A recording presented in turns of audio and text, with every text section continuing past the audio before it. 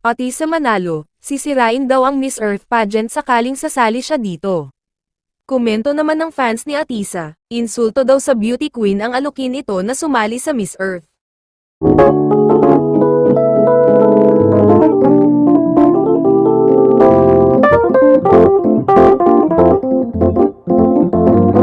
Dahil patapos na ang pageant season for this year, magsisimula na naman ang selection ng magiging representative ng ating bansa for the next year's pageant edition. Isa si Atisa sa mga matunag na pangalan, but this time, marami ang nagsasabi na she should join the Big Four pageant, not just a pageant only like the last time when she personally chose Miss Cosmo, which turned out to be a cooking show for some fans dahil sa sobrang bagsak na score na ibinigay sa kanya ni Kim Duyen, one of its judge, failing her to reach the top 5.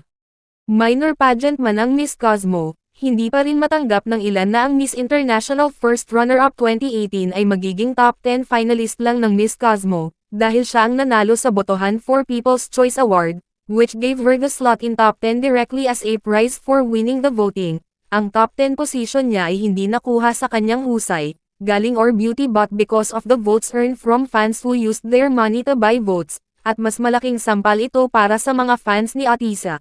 Kaya nais nila na sumali pa si Atisa sa pageant once more to show that she has it all to be a beauty queen, at isa ang ME sa nais ng nakararami na salihan ni Atisa since isa ito sa Big Four pageant recognized around the world. Ayon sa mga komento, Miss Cosmo Philippines please join Miss Earth, na agad naman umani ng iba-ibang opinion mula sa mga pageant fans. Ayon sa isa, di naman siya environmentally active. Say pa ng isa pa, may advocacy ba siya related sa environment o magkakaroon na lang for page and sake? Sabi pa ng isa, pilit na pilit wala naman siya advocacy na related sa environment. Dagdag pa ng isa pa, hindi na nga nanalo sa Cosmo sa MU pa. Sabi pa ng isa, sige sirain nyo yung Miss Earth, ngunit sinagot ito ng fan ni Atisa at ganito ang sinabi niya sa kanyang komento.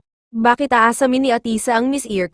Nung nanalo nga tayo dyan walang celebration, ni walang float si Angelia hahaha. Ayaw nga manalo ng kapwa Pinoy si Eliana at yung latest MPE give chance to others na daw, wak wak wak.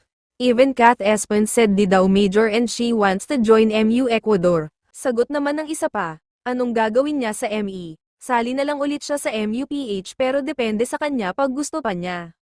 At ngayon nga na-confirm na ang pagsali ni Atisa sa ikalawang pagkakataon sa Miss Universe Philippines. Inaasahan ng fans na ipapakita niya ang kakaibang Atisa na mas palaban kumpara sa Atisa na nakita ng mga fans last year. Isa sa naging weakness ni Atisa last year ay ang pasarela niya na ginawa sa finals kung saan mukhang may masakit sa balakang niya habang naglalakad. Hindi rin naging appealing ang pagtingala niya at patagilid look na pauso ni Ian Mendijar since Shamsi Soups Up Time pa. Kaya marami ang nagsasabi na sana kuhain niya si CJ Opiaza bilang pasarela trainer, dahil na rin sa husay niya. Lalo na ngayon at may napatunayan na ang kanyang pagtuturo ng manalo ang pambato ng Pilipinas sa Reyna Hispano-Americana na si Dia Mate.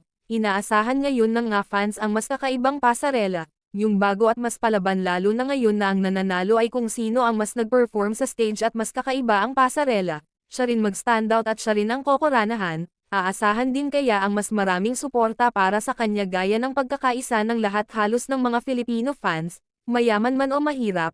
Nagkakaisang sumuporta para sa kanyang laban noon sa Miss Cosmo, magkakaisa rin kaya sila para siya ang ipanalo bilang pambato ng bansa sa Miss Universe para makuha na ang ikalimang korona ngayong taon. Anong masasabi mo rito?